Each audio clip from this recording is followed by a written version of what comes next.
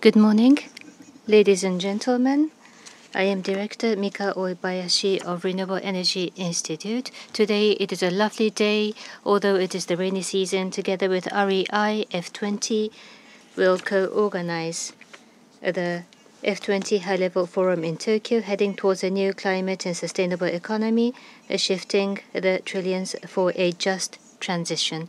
Thank you for joining us. F20 is made of more than 50 foundations. It is a global network. At G20 Hamburg, this was established. And therefore, today's high-level forum follows Hamburg and Buenos Aires, and this is the third in the series. A large number of NGOs, think tanks, have been supported by philanthropic foundations. These organizations not merely provide financing, but it causes social impact by strategic financial allocation. Across the world, think tanks, foundations, businesses across the world are working in solidarity, fighting climate change. Just the other day, Mr. Michael Bloomberg said that more than 50 billion yen shall be provided to deal with climate change. Already, Michael Bloomberg has known to have provided more than 10 billion yen worth of financing to deal with climate. During this forum, this is organized towards the G20 Osaka Summit that will be organized by the end of this month. The SDGs 2030 has to be achieved, and in order to realize the Paris Agreement, we would like to talk about the most important matters, the top priorities, how to deal with global warming, what transformation is required, how to establish flexible societies will be discussed amongst others. For a sustainable decarbonized society, that does not only mitigate climate change but promotes economic growth, creates employment, raises health, develops the developing economies, and creates a variety of opportunities. I have the honor to serve as the moderator. At the same time, from F20, Mr. Stefan Schurig, both of us will co-chair this event. Thank you very much. So, on behalf of the organizers, I will invite the Chair of Executive Board, Dr. Thomas Öckerberger of REI, and Mr. Klaus Mielke, Chair of F20, will welcome all of you. Thomas.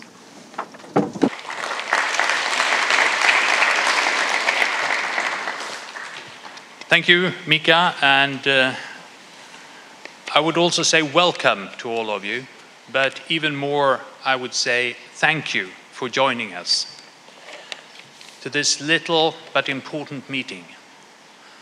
We are but a few hundred people in the room, but we are dealing with issues that concerns several billion people in this world today and in the coming decades. In Japan, we have seen the risks of nuclear power being realized. In the rest of the world, we have learned more and more about the growing risks of climate change taking place at a rate that we as a society cannot manage. The risk of climate zones suitable for agriculture moving away from the land where the soils and the agricultural infrastructure can produce food at the rate the human population needs is horrifying. At the same time, over the last few years, we have seen the development of the alternatives, the solutions to these challenges, improving even faster. The cost of renewable electricity generation in the world has fallen faster than almost anybody dared to believe just a few years ago. In more and more countries, solar electricity, wind electricity is now available at costs that are lower than the cost of conventional fossil fuel-based electricity generation, and even now often cheaper than the cost of energy in crude oil. So while the risks of not solving the global energy problems are growing, the opportunities are growing at least as fast. So how could we fail? We will address during this seminar the need for global investors, managers of decisive amounts of monetary assets to shift. We need this money to invest in the alternatives, making fossil fuels not used. But at the same time, we must all be aware that this process will also render a lot of financial assets valueless. Some owners will get rid of their fossil fuel assets and their nuclear and fossil power plants and move on to the new economy. Others who owns these assets that risk to be without value if the transition away from fossil fuels succeeds, will instead try to defend their assets, trying to convince politicians and governments in this world to protect their fossil assets instead of protecting the people.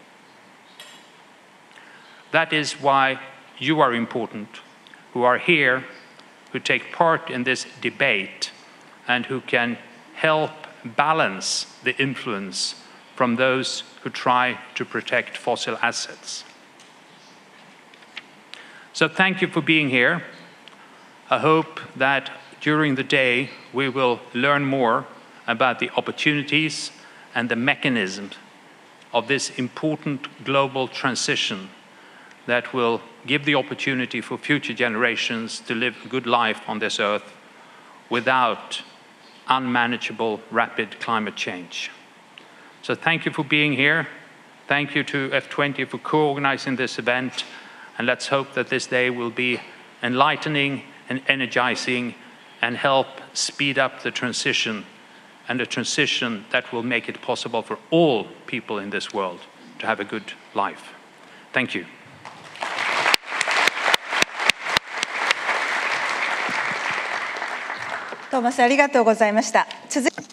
Thank you very much, Thomas. May we invite Mr. Klaus Mielke, Chair of the F20. A very warm welcome also from my side to all of you. In the name of group of the platform of foundations, Foundations 20, which was established just before the G20 summit in Germany. And I think it's wonderful that again, after a step forward with our Argentinian friends last year at the G20 in Buenos Aires in Argentina, we now are with you, Mika, your team, and others here in Japan to show up what it's really needed. We are in the crisis, we are not before the crisis. And we have many things to do in front of us, and we think philanthropists and foundations worldwide can bring up their voice saying we are part of the solution. We need solutions, as Thomas said already, and there's still a window of opportunity to change it, to transform it, what is dangerous for all of us and mostly for the coming generations. Foundations, they are somehow linked, all of them, with the SDGs, with the 17 SDGs we got from the leaders of the world in 2015 in the SDG summit. And we all have to be clear about that the SDG summit was so necessary for the positive outcome of the Paris Agreement. That is linked completely with each other. And goal 7 in between of the SDGs, energy for all, is part of the SDGs, and climate protection with goal 13 is also a very important part of the SDGs, the 2030 agenda. We have only a few years in front of us, this 11 years up to 2030, to solve what has to be solved, and we have to run to do it right. There are some who are not willing to do, so please, together we can show up what and where are the solutions. We have the techniques, we have much money in the world, and so we as foundations say shifting and unlock the trillions for what is really needed. But that must be done in a very, very strategical way, and with public money and with private money. And so the private sector with foundations, philanthropists is necessary, and they can help to leverage what is really needed. That the foundations can move forward, we will show up also next year with the G20 in Saudi Arabia and the coming years. And at the same time, we are linked very much to the climate process with the Conference of the Parties. So this year in Santiago, we will be there, but also in New York, when there are the special summits on climate, on the SDGs, and also on finance, health, and others. So to be present, to be visible, I think that's important, and I'm happy to see so many people here in the room with their backgrounds, with their experience, with their know-how, and let's bring it together. That helps a lot. And we just in front of the meeting of the ministers on energy and environment on Friday and Saturday in Nagano. That was the reason why we have this meeting now, to raise up the voice. Perhaps they hear it, but we all have the opportunity to reach the Sherpas in the process of the G20. And so we should tell them what we discussed here, what is our press release today, and I'm happy, Mr. Cedillo, that you are here with us as one of those who had responsibility in this context. But there are many we should reach out to get them on board. And so thank you very much for coming, also to all the speakers who are here to give us your time and your experience. So let's go on. Thank you very much. Thank you very much, Klaus. There will be two keynote speeches. First of all, Mr. Ernesto Zedillo, former president of Mexico. In 1994, he assumed the presidency, and he served in the post until 2000. After that, at Yale University, he has been the director of Center for the Study of Globalization and has been active in numerous arenas. The floor is yours, sir.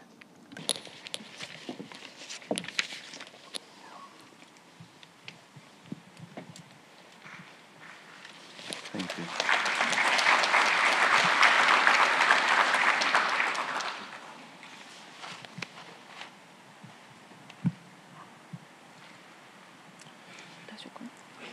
Good morning, ladies and gentlemen, dear friends. I am very pleased to be part of this high-level forum of the F20. For those of us who for a long time were deeply concerned about the lack of international coordinated action to tackle climate change, a situation that frankly prevailed over the lifespan of the Kyoto Protocol, it would be tempting to look at events occurring during the last decade since the Copenhagen Accord, at least as a story of a glass half full. Notwithstanding its limitations, like being full of nuances about flexibilities, voluntarism, and non-punitive mechanisms to promote compliance, the Paris Agreement constituted a remarkable achievement of diplomatic brinkmanship, not least because, unlike its Kyoto predecessor, it committed practically all countries, in principle, to contribute effectively towards climate change mitigation. Also remarkable was that the agreement got ratified by nearly all of the subscribing countries in record time for an instrument of such high caliber. As established in the agreement, countries also submitted their nationally determined contributions, the NDCs. Very importantly, the regrettable announcement by the US government that it will withdraw from the agreement in 2020, fortunately, was not followed by similar decisions by other countries. That notification by the American administration in June 2017, in fact, gave rise to multiple reactions by American subnational governments and private actors in favor of still realizing the pledges made by the US as a whole, stemming from the Paris Agreement, in defiance of Mr. Trump's opprobrious decision. American states, cities, and businesses, rather than embrace their national government's disregard for the agreement, have made a point of reinforcing their actions to reduce emissions of greenhouse gases. Notwithstanding the global public good nature of climate change mitigation, many American actors are trying their best within their limited jurisdiction to honor their country's responsibility to be compliant with the previously submitted 2025 targets. Indeed, some members of this F20 have been promoters of the more than welcome response of numerous US entities to the Trump administration's repudiation of the US international obligations on climate change policy. Propitiously, many other states and actors across the world continue their engagement to deliver in their commitments. Despite its imperfections, the Paris Agreement has played a catalytic role on trends, either policy-caused or purely market-induced, that have been present for some time and that are proving unquestionably that mitigation is technologically and economically possible. The best news is on the renewable energy front, where fast progress is patently taking place.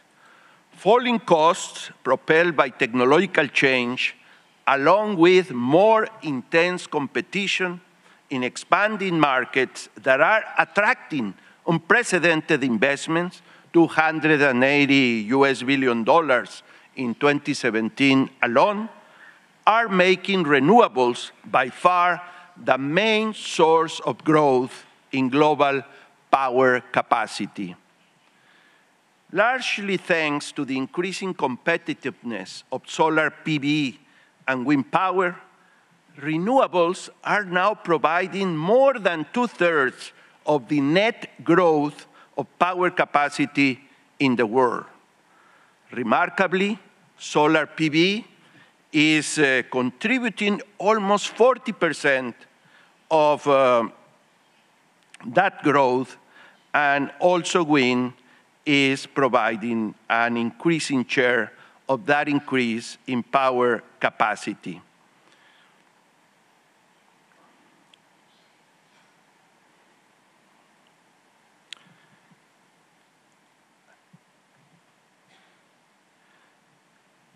Renewable energy sourcing by companies and homes, as well as stand-alone and off-grid or mini-grid systems, are also beginning to add meaningfully to installed power capacity.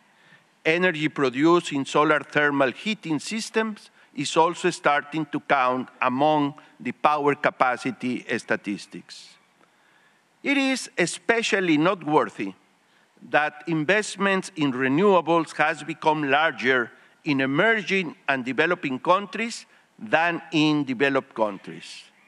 As in other aspects of global growth, China's contribution is outstanding, 45% of the world's total investment in renewables.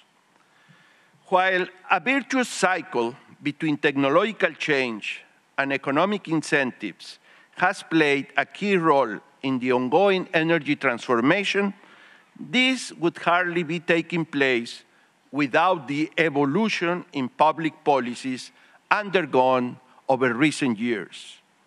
Policies in many countries are incorporating targets on key variables such as net zero emissions, renewable power capacity, economy-wide or sector-specific, as well as reducing fossil fuel subsidies, trying some modalities of carbon taxes and emission trading schemes, and enacting smarter regulations conducive to faster adoption of new technologies for attaining reduced emissions of greenhouse gases.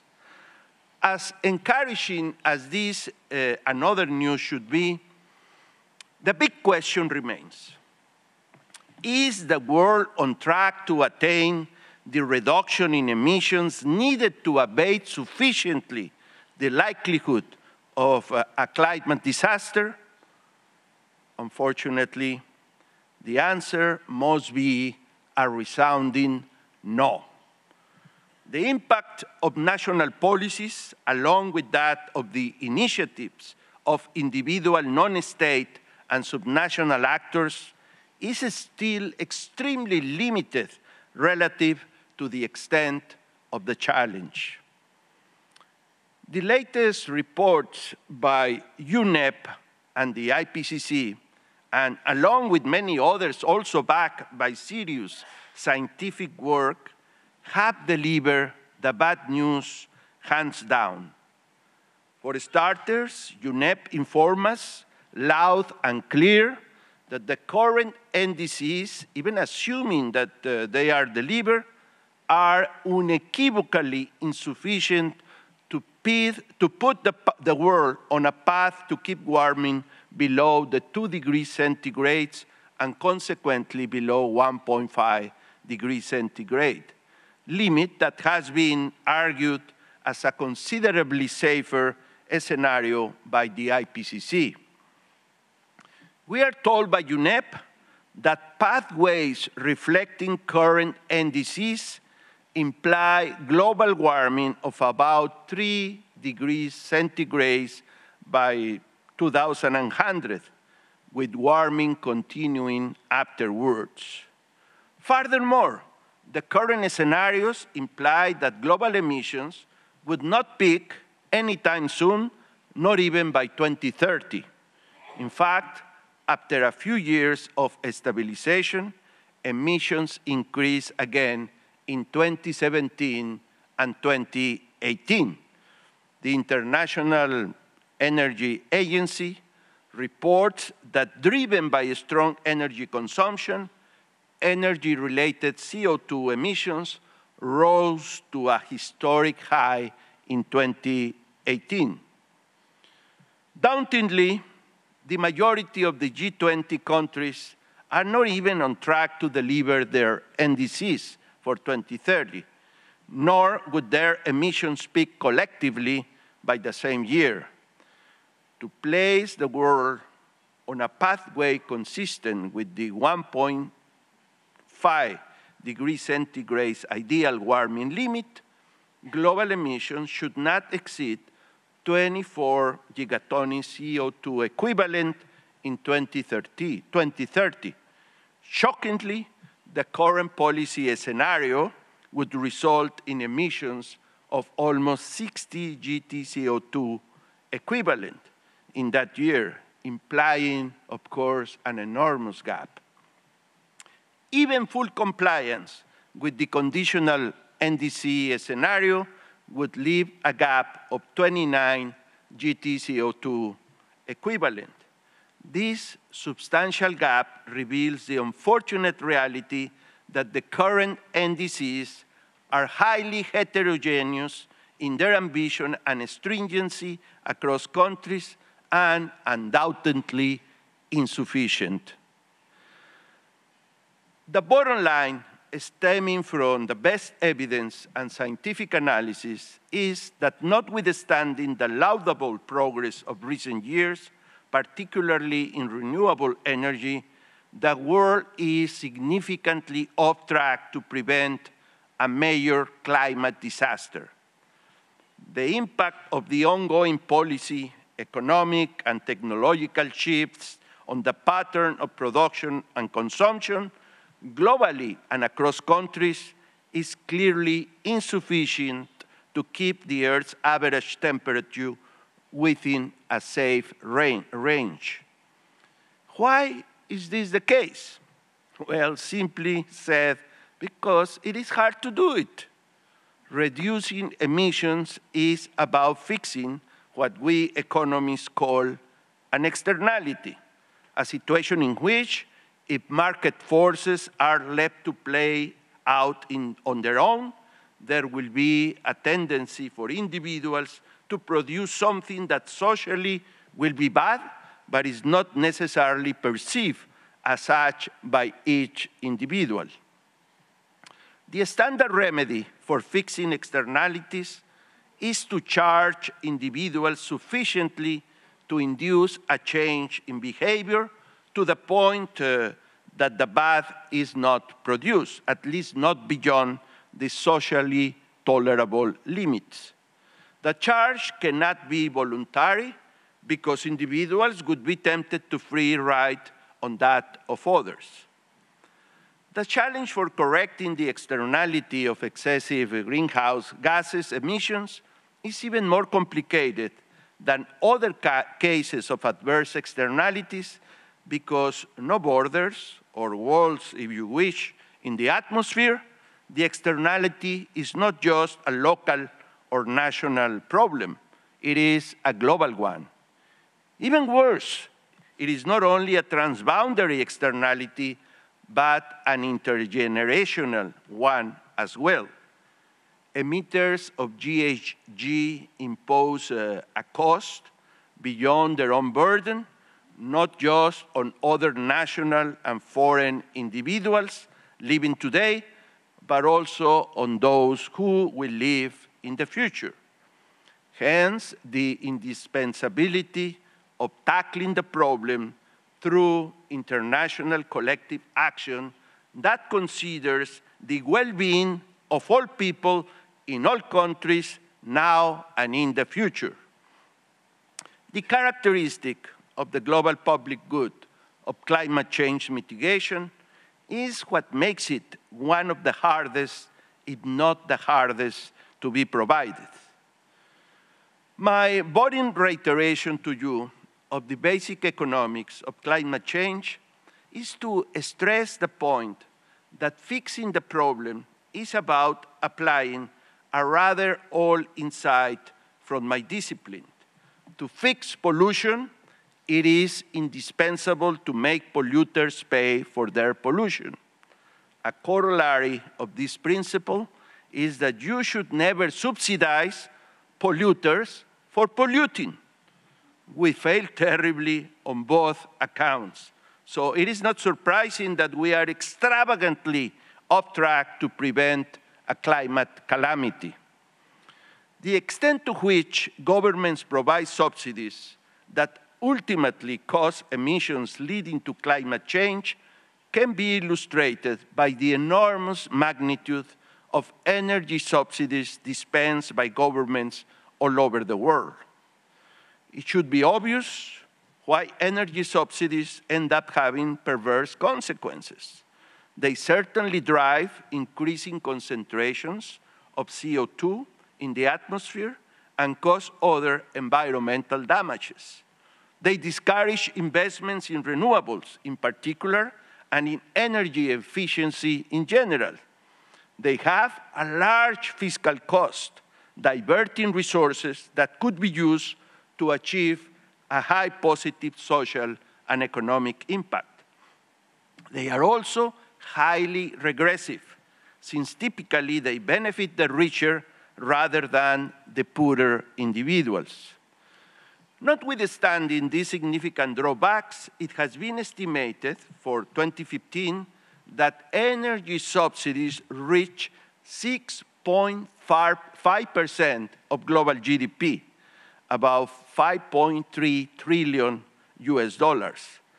Admittedly, this calculation by IMF experts is in reference to a more comprehensive definition of subsidy, but it is the one I prefer since it incorporates not only the difference between the price of energy paid by consumers and the cost of supplying it, but also the cost of the environmental damage caused by that consumption.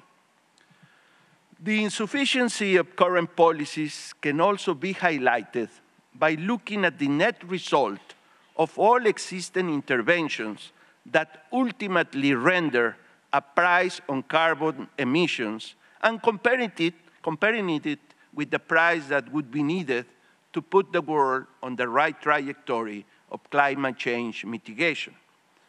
At present, the current global average CO2 price is just $2 US per metric ton, which is merely a fraction of the price between $40 and $80 per ton that already would be needed and then would rise predictably over time in order to induce the shifts in patterns of production and consumption consistent with the optimal emissions and mitigation trajectory. The huge differential between the current and the required price on carbon is distressing. Pricing carbon comprehensively to reflect its true social cost is what is required to accelerate even more technological change away from hydrocarbons while incentivizing energy conservation where it is now wasted. Furthermore, the revenues from pricing carbon properly could be used to foster employment, productivity, and growth in economies across the world.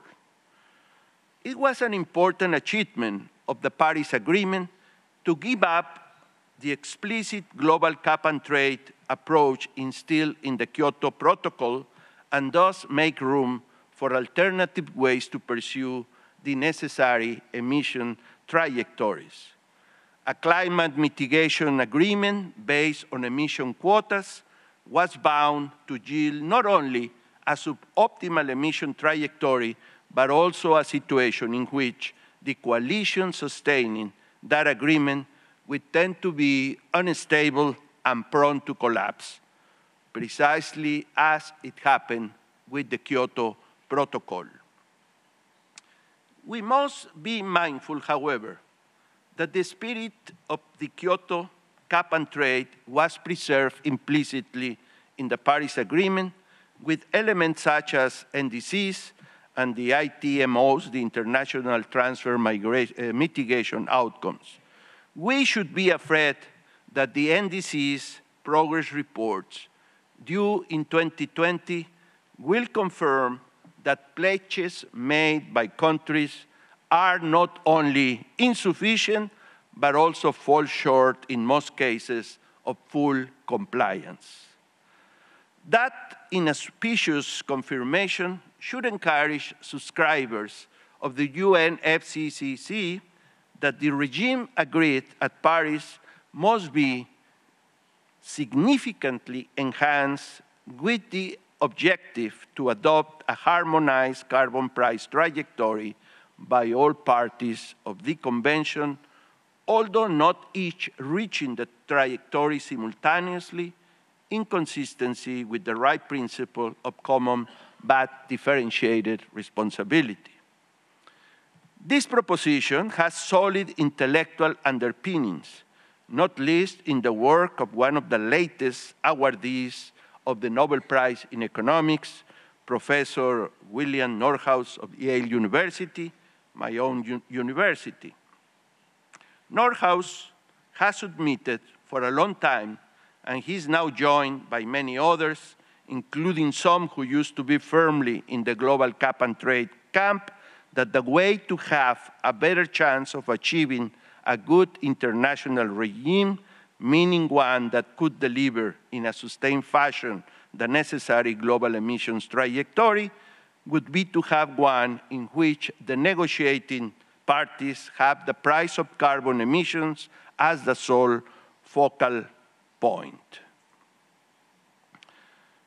I adhere to the Nordhaus persuasion and truly believe that we must start thinking about a Paris Agreement permutation that would commit the key players to a harmonized carbon price regime. Ladies and gentlemen, members of the Elders, the group on whose behalf I join you today, have been involved fervently in the cause of promoting a healthy planet for us and our descendants. There is, of course, Gro Harlem Brundtland, considered the mother of the concept of sustainable development that was put forward in our common future report back in '87 by a commission chaired by her when she was Prime Minister of Norway. Gro has maintained her advocacy for a healthy environment ever since, not least in her role as UN Special Envoy for Climate Change, a responsibility also held by another elder, former President of Chile, Ricardo Lagos, who attended this meeting last year. Our current chair, Mary Robinson, is also the mother of another concept at the heart of the concerns we all share, the notion of climate justice, which Mary first articulated, has disseminated, and inspired others to adopt, thanks to her characteristic lucidity and passion.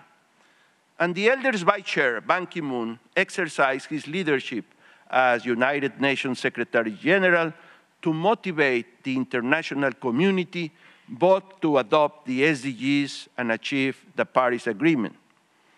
The towering diplomat and humanitarian Kofi Annan, the Elders Chair until his passing away last August, was also, both during and after his tenure, a relentless champion of sustainable development. I feel privileged for having the inspiration of my fellow elders, along with the rigorous intellectual influence of mentors like Professor Nordhaus, when I think that notwithstanding how enormously threatening and complex it proves to be, climate change is a challenge that can be overcome through international cooperation based on enlightened self-interest. I know that all of you are working hard, decisively, with a long-term vision to address this challenge. Let me assure you that in that endeavor, you have in the Elders your strongest allies. Thank you very much.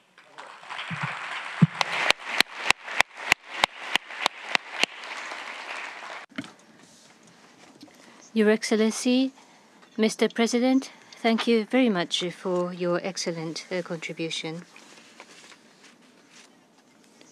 Going on to the next program, Chairman and Chief Scientist, Rocky Mountain Institute, Chairman Emeritus, Dr. Amory Lovins.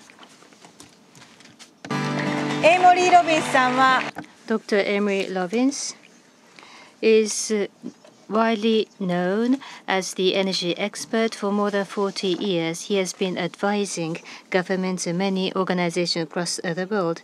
At REI, he is also a contribution to the board. Konnichiwa. Thank you for the honor of reporting some nice surprises in the global energy and climate revolution.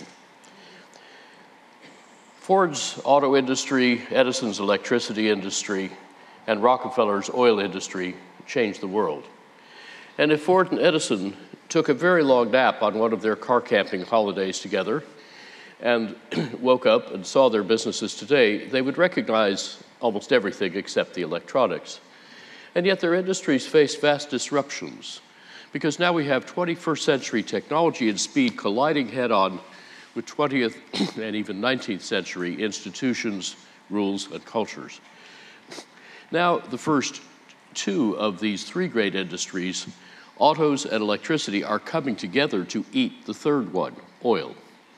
As we might imagine Ford mischievously muttering to Edison, let's see what happens when electricity replaces gasoline, and then those electric cars add flexibility and cheap distributed storage and makes batteries cheap for all, helping the grid to integrate varying solar and wind power so distributed renewables replace giant power plants and their fossil fuels. Now, the world's biggest energy source is bigger than oil. It's the energy saved since 1990, 2/3 of it by more efficient end-use technologies. If the United States' total primary energy use had kept growing in lockstep with GDP, we would have used that much energy since 1975, but instead, we cut that use in half.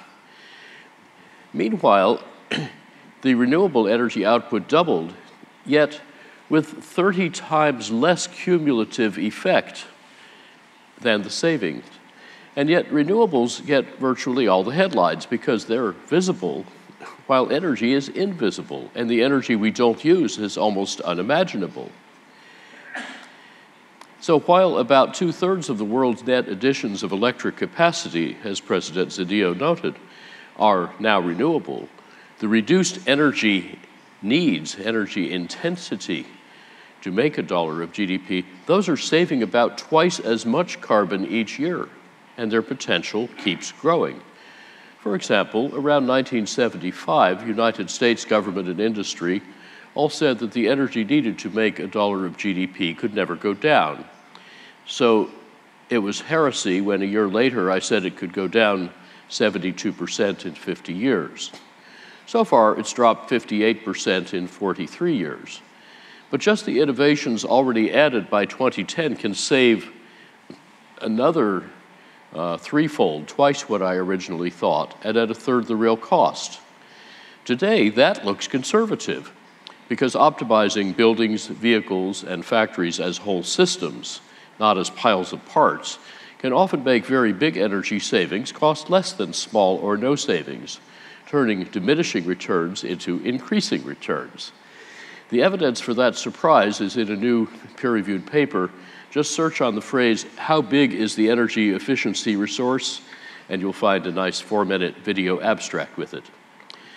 Unlike oil or copper, most of the new several-fold larger energy savings cost less than the old savings because they come not from adding more or fancier devices, but from using fewer and simpler devices, more artfully chosen, combined, timed, and sequenced. So while metal ore bodies and oil reservoirs are finite assemblages of atoms that get depleted, energy efficiency resources are infinitely expandable assemblages of ideas, depleting nothing but stupidity, a very abundant resource. Let me give you a few examples. My wife Judy and I live here, 2,200 meters up in the Colorado Rockies near Aspen, where temperatures used to dip as low as -44 Celsius. But our house does no combustion. That's so 20th century.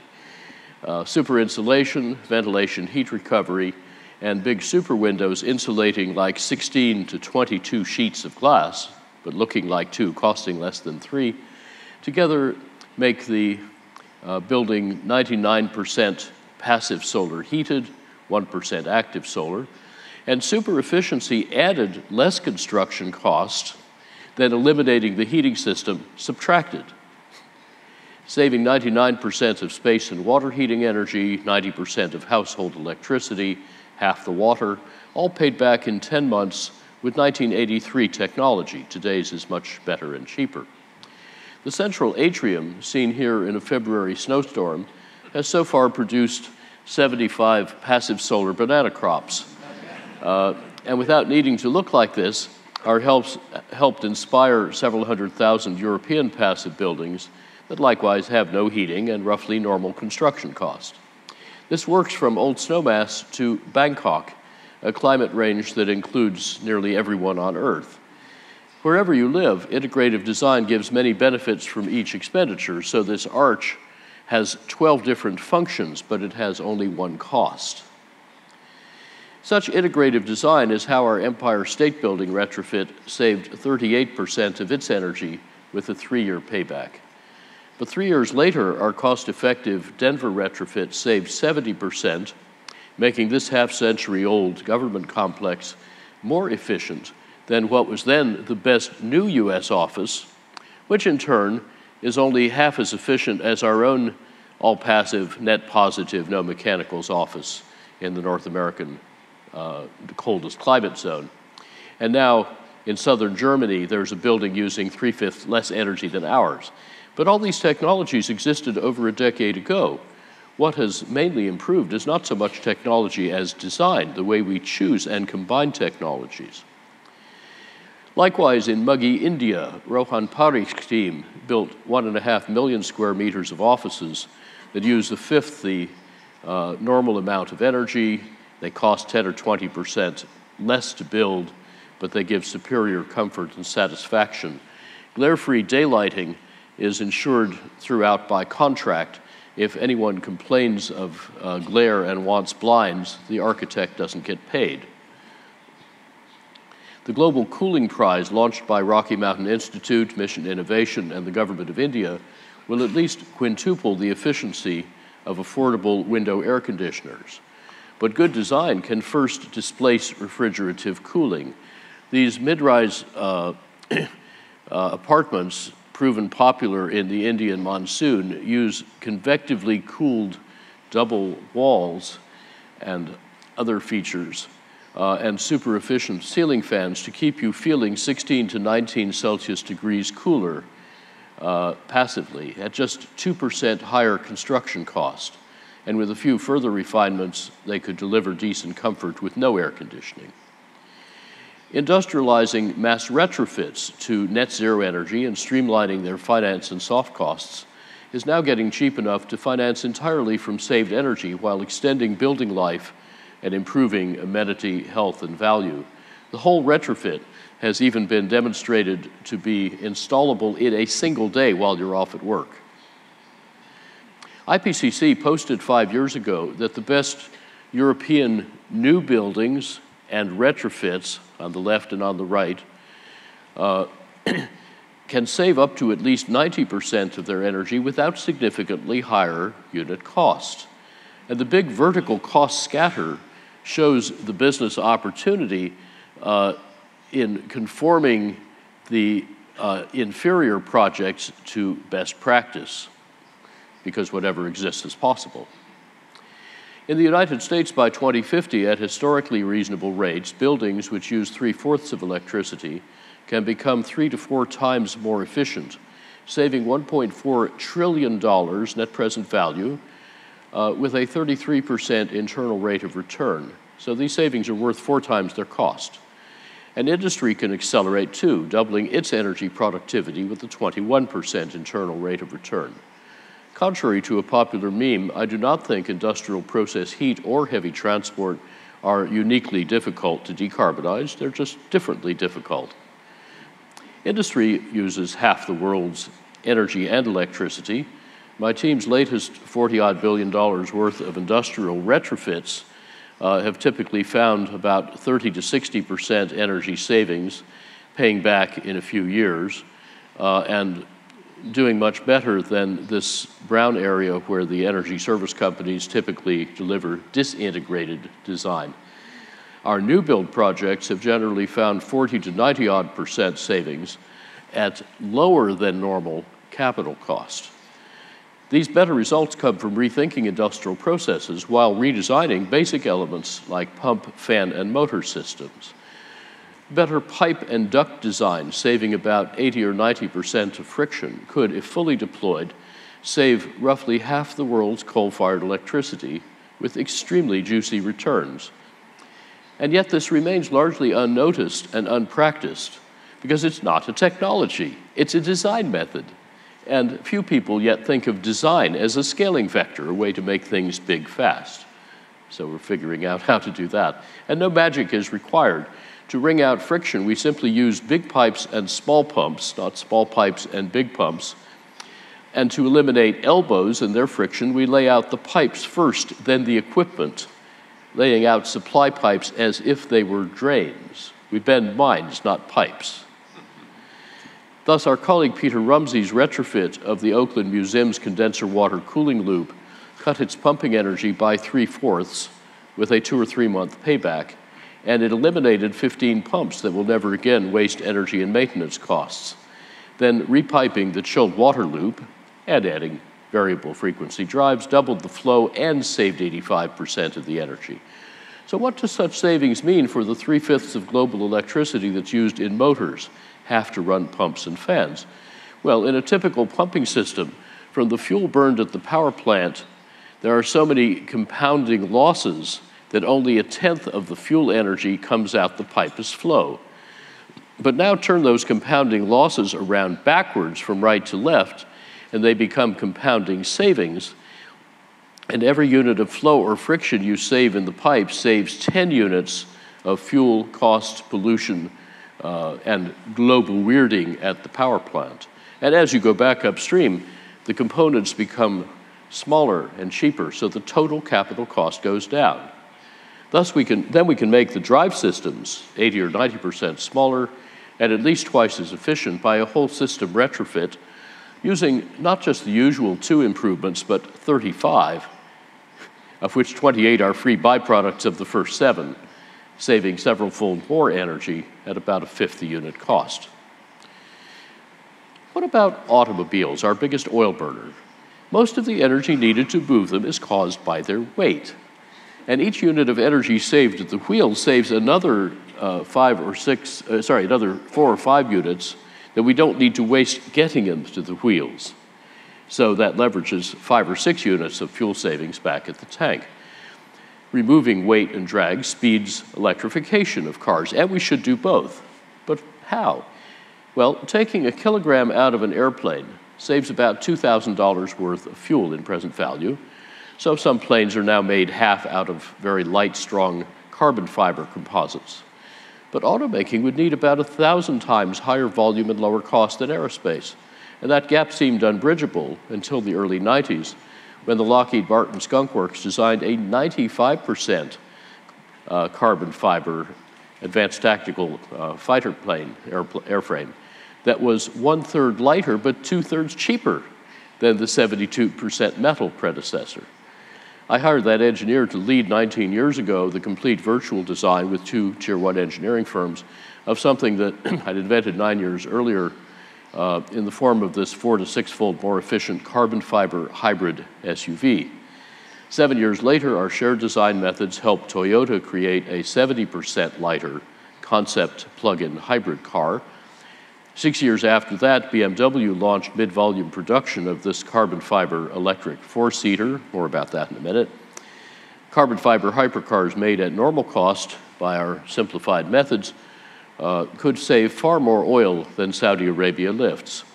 And our manufacturing technology now in the supply chain can make a complex 2x2 meter carbon fiber part in 1 minute. Even aluminum fleet vans, like this 1-ton lightened hybrid that we developed and road tested 9 years ago, could raise fuel efficiency 3 to 12-fold and need no subsidy. Now back to that carbon fiber electric car. I just mentioned, it proved that ultralighting can be cost-effective even at 2013 carbon fiber prices. It reportedly made money from the first unit off the assembly line. The US auto industry's top cost wizard, normally rather understated, called it the most significant vehicle since Ford's Model T and the most advanced vehicle on the planet. And its carbon fiber is paid for by the batteries that its lightness saves, and then fewer batteries mean faster recharging. The lightness offsets both the cost and the weight of the batteries, and then its integrative design compounds saved weight far more than other automakers had assumed. The manufacturing is radically frugal, It eliminates the conventional body and paint shops, and it's much better for the workers. And overlooked synergies between ultralight materials and electric traction quadruple its efficiency without compromise and with many driver advantages. So this car's radically simplified design validated the benefits we'd been claiming in the 90s, and I'm really enjoying driving my first hypercar. In heavy vehicles, we helped Walmart's truck fleet save half its fuel per case in a decade, including smarter logistics. But better technology alone can profitably make US trucks at least 3 times more efficient, and airplanes 3 to 5 times more efficient, like these now decade-old designs from Boeing, NASA, and MIT. The industry was interested when I recently described to 2 global aviation conferences a way to achieve those efficiencies in one leapfrog rather than incrementally over the next century. Super efficiency then could make the oil and gas reserves unsellable for unsellable for competitive reasons, even bigger than the reserves that are unburnable for climate reasons, putting oil owners more at risk for market competition than from climate regulation. The cost of getting US automobiles completely off oil has fallen from $18 per saved barrel 7 years ago to less than $10 today, heading below zero in the next 6 years. So oil is becoming uncompetitive even at low prices before it becomes unavailable even at high prices. Electricity too. Quadrupling US electric end-use efficiency costs about 1/10 as much as the retail electricity it saves. So super efficiency will make the transition to renewable, resilient, distributed digital electricity much easier and faster, most of all for the nearly 1 billion people with little or no electricity. In this 27-watt electric household, Berkeley Lab uses photovoltaics 1/3 smaller than the one shown here to power 7,000 looks of LED lights, a mobile phone charger, a clock radio, a table fan, and a 56-centimeter color television. Their high efficiencies cut the total capital cost by half, empowering twice as many off-grid families for the same money and enabling cheap and highly reliable DC solar microgrids. And if you invest things that save electricity rather than supplying more, you will need roughly 1,000-fold less capital and you'll recover it 10 times faster. Multiply intensity times velocity, and you need about 10,000 times less capital for the most capital-intensive sector, electricity, which devours 1/4 of global development capital. Freeing up that capital to fund other development needs is the biggest macroeconomic lever we know for development. Just buy negawatts whenever they're cheaper than megawatts and reward providers for reducing bills, not just for selling more energy. Now, with electricity, as with fuels, both technology and design are moving efficiency into fast forward. Prior lighting improvements are being swept away as LEDs in each decade get 30 times more efficient, 20 times brighter, 10 times cheaper. What else changes that fast? The rest of the energy transformation, modern renewables. LEDs backwards are PVs, photovoltaics, and they're now less capital intensive than Arctic oil. Their price's meteorite strike has brought solar and now also wind power in Aqua to prices below the dashed lines, the cost of fossil fuels fed into US power stations, often making old coal, gas, and nuclear plants uneconomic just to run. But the electricity transformation is much bigger. We're shifting from molecules and atoms to bits and packets, from hardware to software, from hierarchies to networks. Electricity is changing from centralized, supply-focused, fossil and uranium-fueled and brittle to distributed, customer-focused, renewable, and resilient. Its deepest change is how the information age informs, enables, and organizes customers to take power into their own hands. You know, it's wise to sell customers what they want before someone else does. And customers now are figuring out that they can buy fewer electrons, use them more productively and more timely, produce their own, and even trade them with each other. For example, Dutch customers can buy renewable electricity directly from other customers on this peer-to-peer website of Van de Bron, literally from the source. A utility executive I know bought his electricity from this guy in the upper left because the price was right And it's a really cute piglet. And then at Christmas, he got a long handwritten letter from his electricity provider. How many big utilities can dream of such customer intimacy? Indeed, powerful disruptors are converging on the electricity industry from at least 8 directions. These 8 pack-men of the apocalypse don't just add, they exponentiate. They're not lone wolves, they hunt in packs, they multiply quickly. They can gobble half of utility revenues in the 2020s. So together, they're quickly creating an alien competitive landscape, even as more pac-men are coming over the hill. In the world electricity market, renewables in green are taking over. Modern renewables, without big hydro, passed nuclear production in 2016. They quietly passed 1 trillion watts of installed capacity in 2017. That first 1 trillion watts took 15 years. The next 1 trillion watts is set to take about 4 years, with most made and nearly half bought by China, as President Zedillo mentioned. And there's a crucial positive feedback here. When renewables get cheaper, we buy more. So they get cheaper, so we buy more. Such increasing returns make most models blow up and keep outrunning forecasters. As in these forecast fans from the International Energy Agency raised 6-fold for wind and 23-fold for photovoltaics, and yet always short of reality. Solar capacity is now 50 times the original forecast, and it's adding more capacity each year than all fossil fuel generators combined. U.S. wholesale electricity prices now widely exceed the average long-term fixed prices of wind and of solar power. And U.S. renewables do get temporary subsidies, smaller than the permanent subsidies to non-renewables. Yet renewables at or below $30 a megawatt hour, the diamonds in countries like Mexico, are now winning in unsubsidized markets. Costs keep falling through $20 toward $10. In case you think solar and wind need storage, median Colorado bids for 30 renewable gigawatts 5 quarters ago were the hollow squares without storage and the filled squares with storage. And of course, storage is getting radically cheaper. Prices falling 35% last year, 37% the previous year. And modern renewables scale up in a fundamentally different way. We used to build giant cathedral-like power plants, each costing billions of dollars, taking many years to license to build. But now each year, similar investment can build a factory that produces each year thereafter enough solar cells to produce each year thereafter as much electricity as your cathedral will make. And that's why solar is scaling faster than cell phones. Solar and wind power output vary, but at least as predictably as demand. Reliably integrating them into the grid is no harder, and it's probably cheaper than backing up intermittent thermal power plants.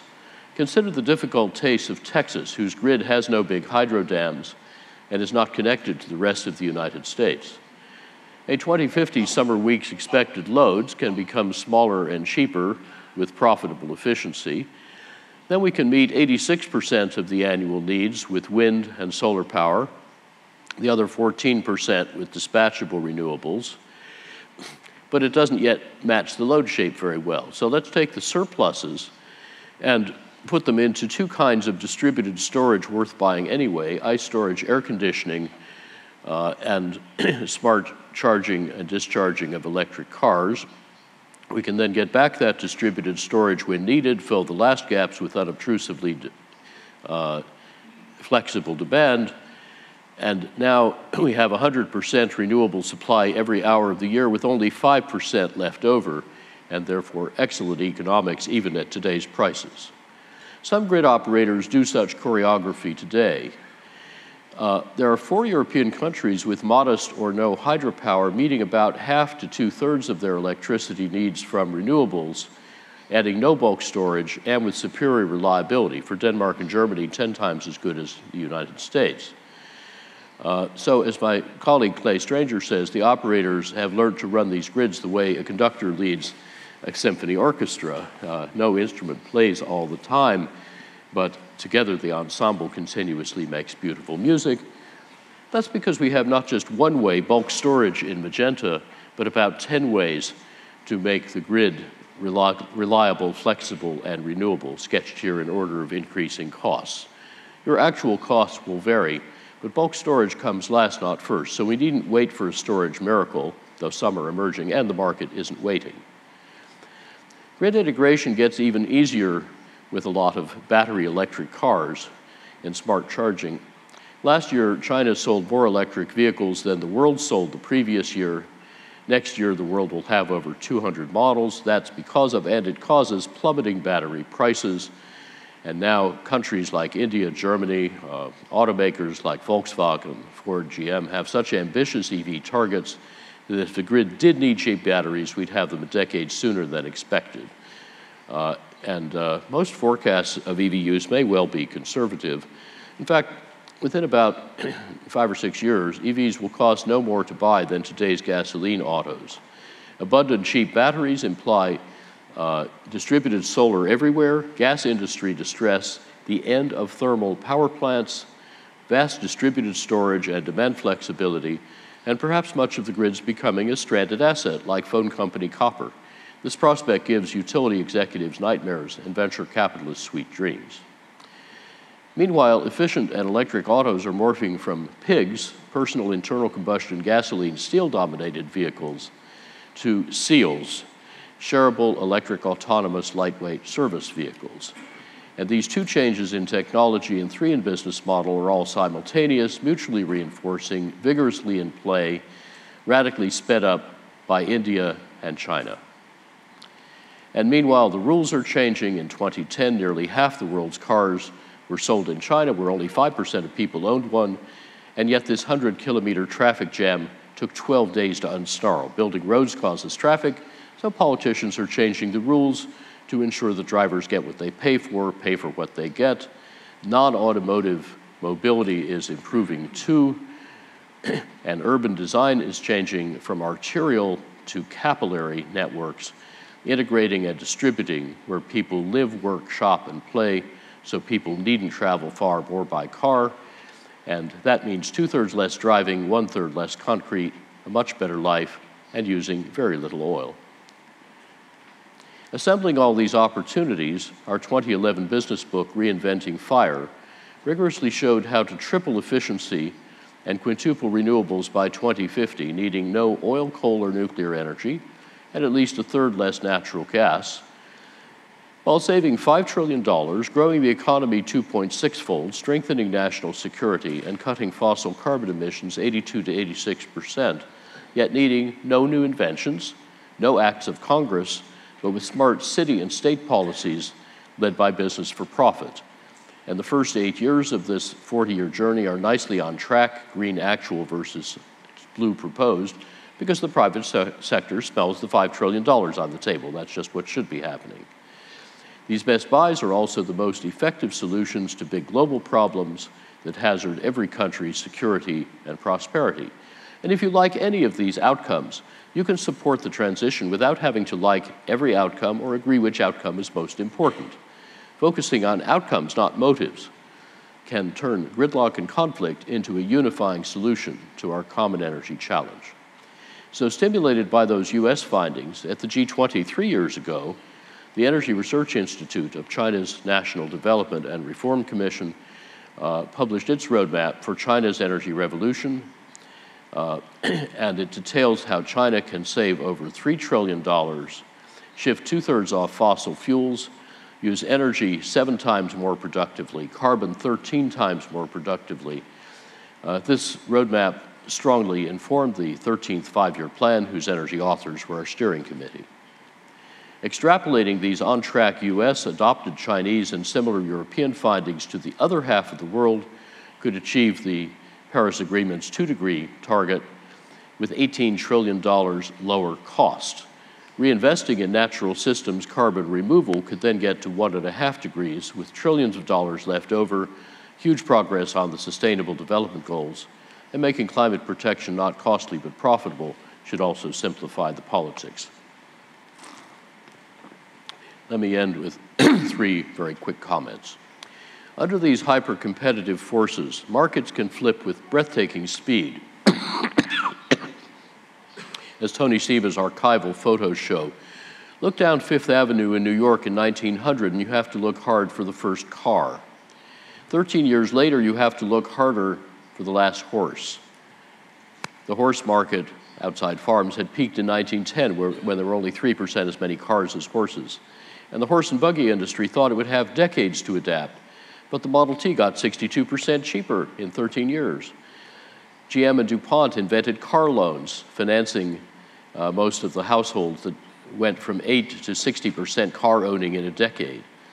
Well, today, our solar modules just got 80% cheaper in 5 years, 3/4 innovatively financed. Ford's and Edison's industries are merging to eat Rockefeller's industry. So the pace of transformation is set not by incumbents, but by insurgents, who are not inhibited by incumbents' business models, legacy assets, or cultures. And investors flee even sooner before customers do.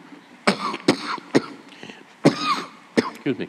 Because capital markets keenly sniff out disruption.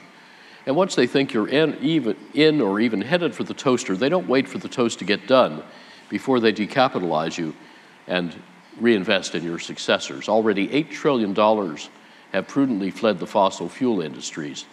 Even the CEO of Saudi Aramco recently bemoaned perceptions of long-term oil decline that he said are making it hard to get capital and talent.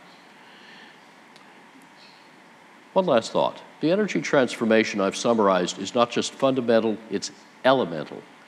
The first industrial revolution was the age of carbon, creating our prosperity and the world's mightiest industries, from coal and oil and gas. But now that obsolete age of carbon is giving way to the modern age of silicon. Silicon microchips, telecommunications, and software turn people from isolated to networked, systems from dumb to smart, grids from analog to digital, potentially even from dirigiste to democratized. Silicon power electronics make electricity interconvertible and precisely applicable, replacing fiery molecules with obedient electrons.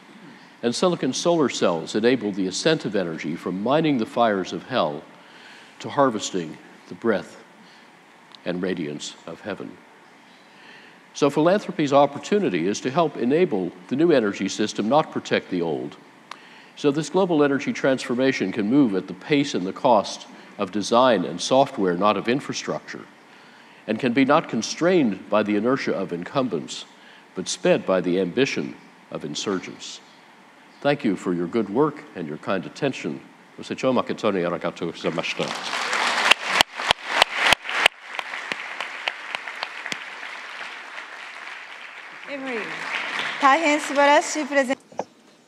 wonderful presentation.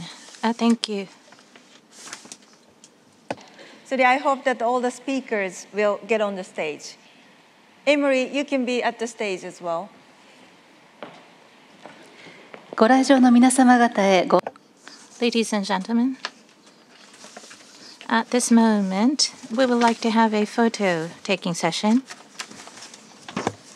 Please bear with us in your seats until the next session. Session for all speakers and panelists today on the stage. Emery? We would like to ask audience to be seated and wait for a while until next session begins. Thank you for your cooperation. Can you please put it here and then we'll do the photo session now. Ladies. Speakers, please stand between the SDG cubes, two cubics between. But this is a kind of a point. And I'm holding a hand in the center. Come here. Oh, that's the guy. Here's the cameraman in the center. A few people over here. And then that is a... Which one? That is a camera. 待って。私この stupid thing を見せる。ドルフさん to little to the right. Yes, that's better. And a little. あと大野さんすいません、もうちょっと右か左で見えますか？ちょっと見えてないかもしれない。こちらから見えてないかもしれないです。Okay? 見えてます？もうちょっと右に。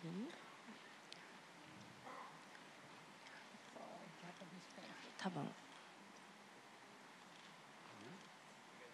Do you have everybody? Do you see? Is it finished?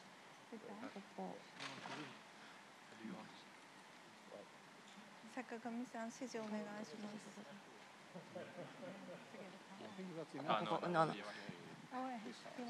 すみません。大野さんがちょっと見えないかな。どっか場所。Maybe switch with Stefan? And on, yeah, next to Mr. Constantino? Yes. こっち、もうちょっとだけこっち。Yes.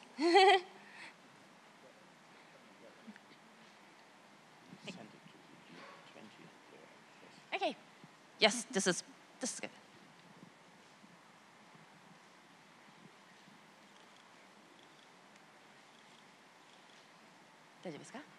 Okay, thank you very much. Thank you. Thank you.